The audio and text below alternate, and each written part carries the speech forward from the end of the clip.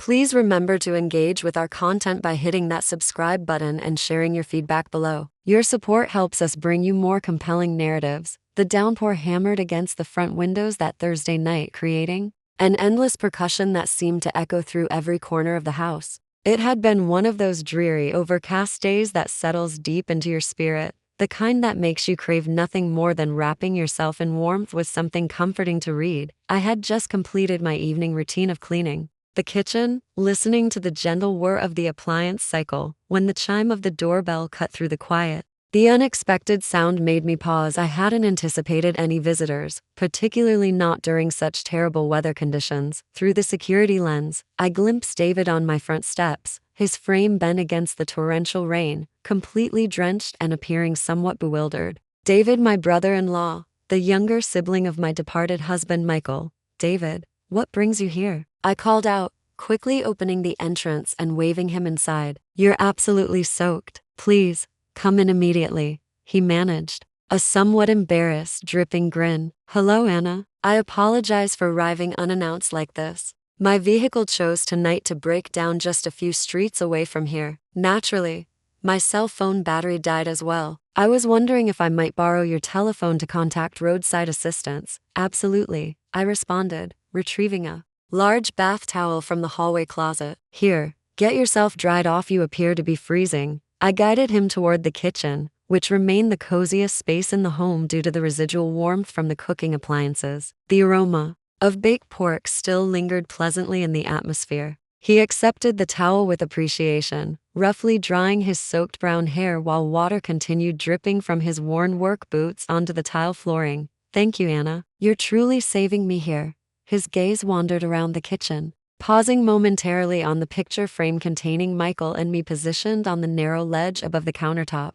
Nearly 3 years had passed since Michael's death, yet his absence continued to feel tangible, a quietness filling spaces that once resonated with his cheerful voice. David and Michael had maintained a strong bond despite choosing vastly different life directions. Michael had been the reliable contractor, while David pursued his passion as a wandering artist who struggled to find stability. Have you had dinner? I inquired, suddenly realizing he must be starving if he was driving around at this late hour. The clock already showed well past 9. He paused uncertainly. Well, not exactly. I was returning home, planning to pick up something simple. Absolutely not, I declared, opening the refrigerator door. I have remaining baked pork, sweet potatoes, and steamed broccoli. It will only require a few moments to reheat. You make your call while I prepare a serving, no discussion. He offered another gentle smile, this one appearing more genuine and reaching his eyes. They looked weary, I observed, with creases at the edges that seemed deeper than I recalled. All right, Anna, if you're certain. That actually sounds wonderful. While he contacted the recovery service, they promised arrival within 90 minutes depending on weather conditions. I reheated the meal.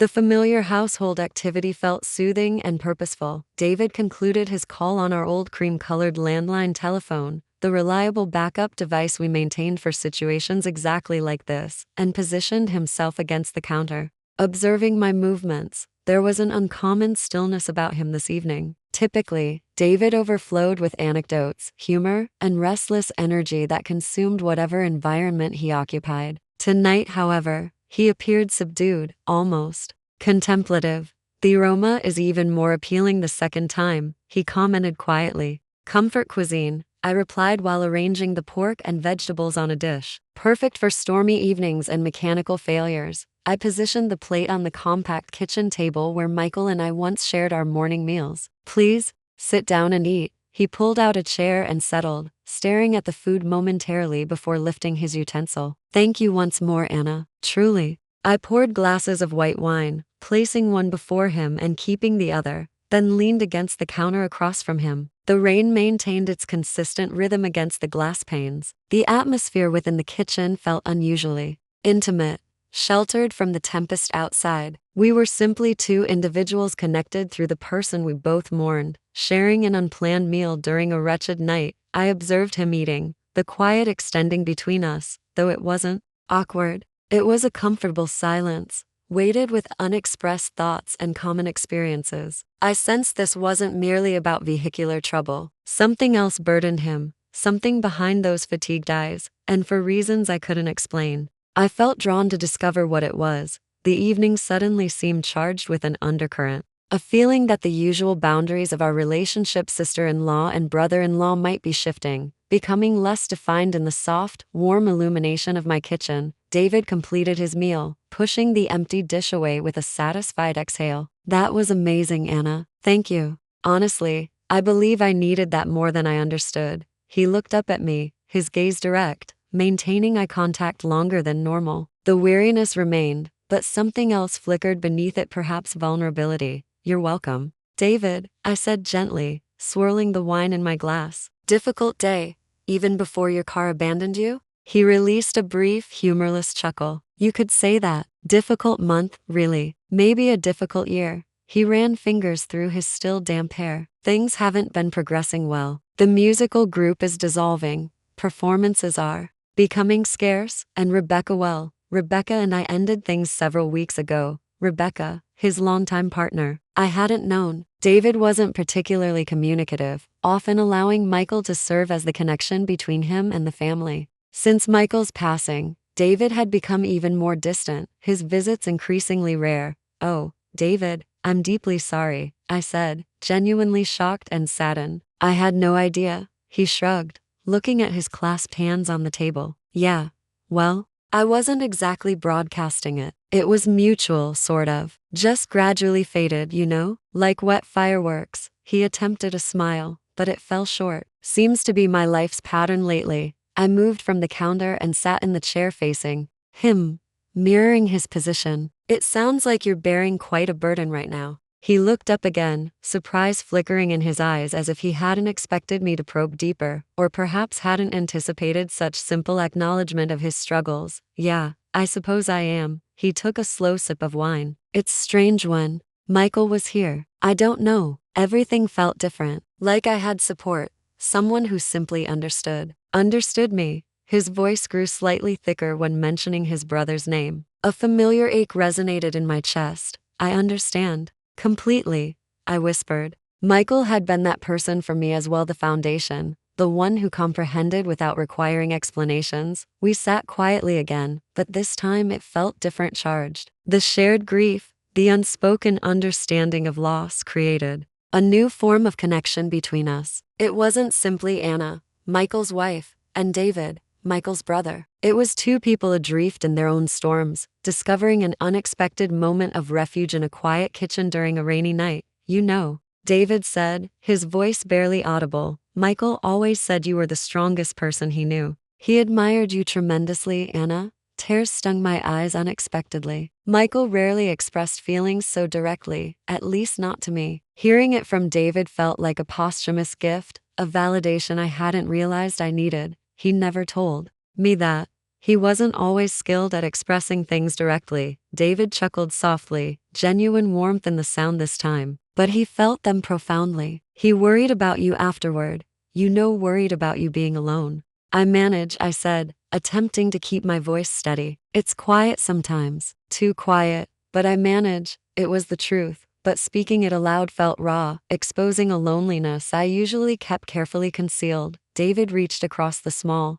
table then, his hand hesitantly covering mine where it rested near my wine glass. His touch was warm, unexpected. It wasn't a romantic gesture, not in the traditional sense. It felt like solidarity, a simple human connection. My breath caught slightly, surprised by the surge of warmth that traveled up my arm, the sudden intensity of his gaze. His eyes, dark and profound, seemed to be searching mine, seeking something, understanding, acceptance. "You're not alone tonight, Anna," he said quietly, his thumb brushing lightly against my knuckles. The gesture was small, fleeting, but it sent cascading, confusing emotions through me: gratitude, sadness, a strange and settling flutter of something I couldn't identify. It was the kind of touch that communicates volumes, bridging the gap between polite conversation and genuine emotional intimacy. The rain pounded against the windows, isolating us further, amplifying the sudden closeness that had developed between us in the warm glow of the kitchen light. The recovery truck felt infinitely distant. The moment stretched, suspended in the quiet hum of the house and the rhythm of the rain. David's hand remained covering mine, a point of surprising warmth and connection. I didn't withdraw. Part of me, the part that had felt so adrift since Michael's passing, craved this simple, grounding touch. It wasn't about replacing Michael. Nothing could accomplish that. But it was about feeling seen, feeling understood. Even for a fleeting moment, he eventually drew his hand back slowly, as if reluctant to break the connection. He cleared his throat, looking down at the table again. Sorry, he mumbled. Didn't mean to overstep. You didn't, I said, my voice softer than intended. It's okay, David. I took another sip of wine, the liquid courage helping steady my nerves. The air still felt thick with unspoken things. It sounds like you've been enduring quite a struggle, I added gently, guiding the conversation back to him. Though I felt strangely exposed myself now, he sighed, leaning back in his chair. It's just everything feels like it's dissolving around me. The music, Rebecca, getting older, wondering what I've actually achieved, you know? He gestured vaguely with his hand. Michael had everything sorted out: career, marriage, home. He built something substantial. Me? I'm still chasing melodies in small venues and living out of storage boxes. Michael admired you too, you know. I countered gently. He admired your freedom, your passion for music. He used to say he wished he possessed half your courage to simply pursue it, regardless of consequences. David looked genuinely surprised. He said that? More than once, I confirmed. He saw the stability, the mortgage, the routine as a kind of prison sometimes. He loved his life, loved me, loved his work. But there was a part of him that envied your path, David, the unconventional route. A slow smile spread across David's face, transforming his features, chasing away some of the weariness. Huh. He never mentioned that to me either. He shook his head with a wry look in his eyes. We were quite a pair, weren't we? Both admiring what the other possessed, perhaps without fully appreciating our own circumstances. Perhaps, I agreed. We often do that, don't we? Focus on what's absent instead of what's present. I thought about my own existence, the comfortable home, the financial security Michael had provided me, the quiet predictability. It was safe, yes. But sometimes, especially on nights like this, it felt achingly hollow. Was I any less adrift than David, simply because my vessel had more comfortable cushions? What about you, Anna? He asked quietly, his gaze searching again. Are you content? Are you lonely? The directness of the question caught me off guard. It wasn't a question people typically asked, not really. They asked how you were doing, and you provided the polite, expected response. But David wasn't seeking the polite answer. He was asking for honesty, and standing there in the warm isolation of my kitchen, with the rain as our only witness, I felt an unexpected urge to give it to him. Sometimes, I admitted, the word barely audible. Yes, I am lonely sometimes. Terribly lonely. The house is too large, the silence too overwhelming. Tears welled again, and this time I didn't resist them. They traced silently down my cheeks. I miss him. I miss having someone to simply exist with, to share the silence with. David didn't speak immediately. He simply watched me, his expression filled with profound, heart-wrenching empathy. He reached out again, not to touch me this time, but placing his hand flat on the table near mine, a silent offering of support. Then he began to speak. He talked about his own loneliness, the echoing emptiness of his apartment now that Rebecca was gone, the feeling of being disconnected even when surrounded by people in crowded venues. He spoke about his fears, his insecurities, the gnawing feeling that perhaps he'd missed his opportunity, that the dreams he'd pursued for so long were merely illusions. He wasn't seeking sympathy, nor was I. It was a shedding of facades, a peeling away of the layers we presented to the world. In that small kitchen, surrounded by the scent of baked pork and the sound of the storm, we laid bare our vulnerabilities, our shared humanity, our common experience of loss and yearning. It was incredibly intimate, more intimate than many physical encounters could ever be. It was a meeting of souls, stripped bare by circumstance and honesty. The subtle tension I'd felt earlier had transformed into a deep, powerful current of shared emotion, drawing us closer in a way I could never have anticipated. The flashing blue and red lights of the recovery truck reflecting off the wet street outside suddenly felt like an intrusion from another world, a world that didn't understand the fragile, profound connection being forged within these walls. The arrival of the recovery truck shattered the spell, its flashing lights painting shifting patterns on the kitchen walls through the rain-streaked window. David stood up, scraping his chair back slightly. "Well," he said, his voice a little rough, "I suppose that's my transportation, right?" I nodded, standing up too. The transition back to practicalities felt abrupt, almost jarring after the depth of our conversation. The air crackled with the unsaid, the lingering intensity of our shared vulnerability.